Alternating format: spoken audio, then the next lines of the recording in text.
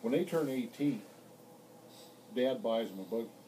They can start dating when they're 18, but they got to buy their own horse.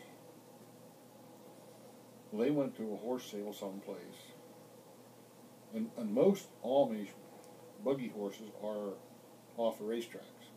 You know, they just weren't quite good enough to win big money. Well, Henry's boy went to an auction somewhere off the pike. And Henry said truck pulled in with a manual on his horse. And he said they unloaded that horse, and he said, boy, he said, you talk about a good looking horse. And he said, I asked Manuel, what did you pay for that horse? Manuel told him, and Henry said, thank God he got it cheap. He said it was ridiculously cheap. And he said, we checked that horse all over, and there's some old Amish guy over there who's kind of a self-made veterinarian, you know, and he come up and looked it all over, and he just couldn't believe that Manuel bought that horse for that kind of money.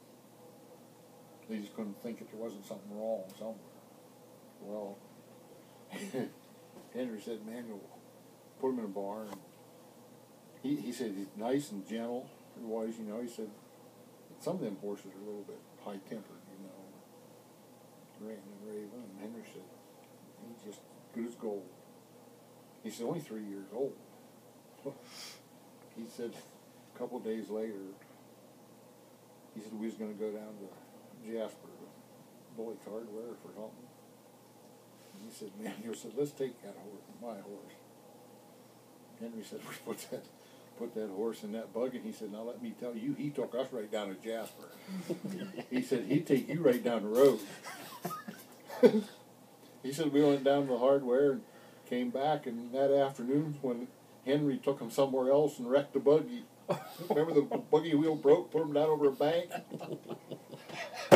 Yeah. Henry's wife said, I ain't never riding behind that horse again. Too fast. She said, if you're going to have a wreck, have it going slow.